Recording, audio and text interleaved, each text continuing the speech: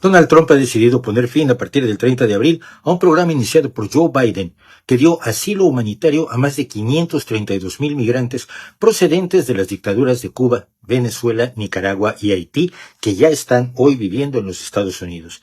El presidente Trump les ha pedido a estos refugiados que se autodeporten de vuelta a los países de los que huyeron para ponerse en manos de los dictadores a los que hoy Estados Unidos ya no parece oponerse y a cuyas víctimas ya no piensa proteger.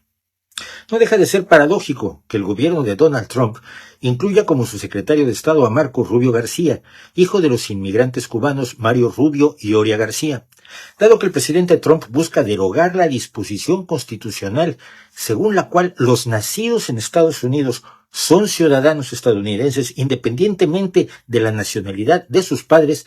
La decisión podría arrancarle a su secretario de Estado la nacionalidad estadounidense, pues sus padres eran cubanos en 1971, cuando Marco nació, y solo se naturalizaron en 1975.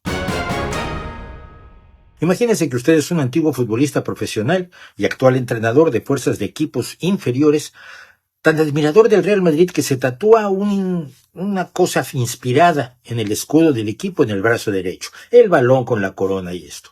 Imagínese que usted también es opositor a la dictadura de Nicolás Maduro y que por participar en una protesta en Venezuela, los esbirros del tirano lo hubieran detenido, encarcelado y torturado aplicándole corriente eléctrica y asfixiándolo.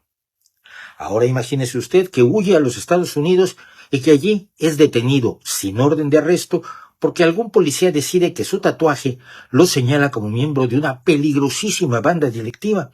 Y antes de que usted pueda defenderse en una vista judicial que está fijada para el 17 de abril, el 15 de marzo lo encadenan, lo suben a un avión, en algún lugar desconocido lo reciben las Fuerzas Armadas de un país centroamericano, lo llevan a un gulag donde se le rapa, se le maltrata y se le anuncia que estará preso durante al menos un año.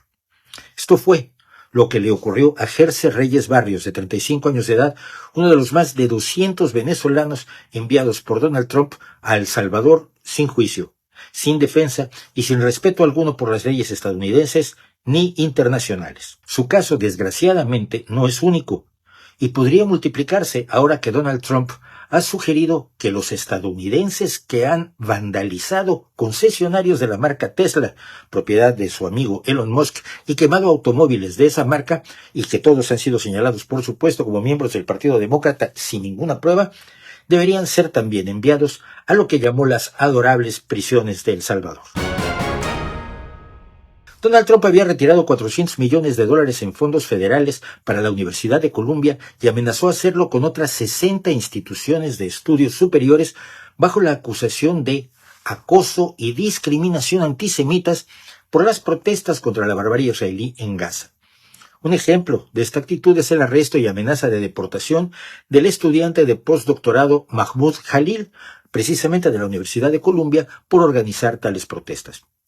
La Universidad de Columbia ha aceptado las exigencias de Donald Trump para recibir de vuelta sus $400 millones, expulsando, suspendiendo o anulando los títulos académicos de alumnos implicados en una protesta donde se ocupó un edificio académico, prohibiendo el uso de máscaras que impidan el reconocimiento de quienes participan en protestas y, de hecho, exigiendo que quienes participan en protestas se identifiquen y concediéndole a una fuerza especial de 36 oficiales de policía en el campus el derecho a arrestar a alumnos sin especificar por qué. Un golpe más a la libertad académica y a la libertad de expresión. Uno más y siguen.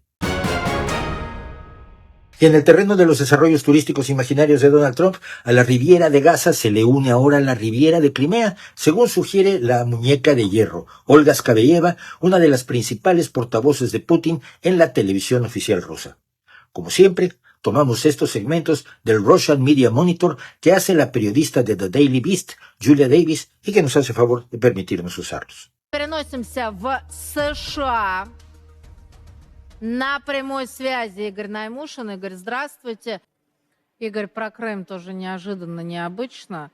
Все больше американской пропаганды указывает на то, что Трамп вроде готов, может быть, как-то тайно, но подпризнать Крым российским. Сеймур Херш в этой связи сообщил, что он хочет еще и развивать наш российский курорт. Что происходит? Действительно, территориальный вопрос является одним из главных в рамках переговоров по мирному урегулированию конфликта на Украине. То, что находится в голове у Трампа, никому из нас, к сожалению, неведомо. Но здесь есть предположение. Возможно, что Трамп уже видит в своих фантазиях сияющее здание Трамп-отеля на берегу Крымской ривьеры и видит, как он генерит ему огромные деньги с учетом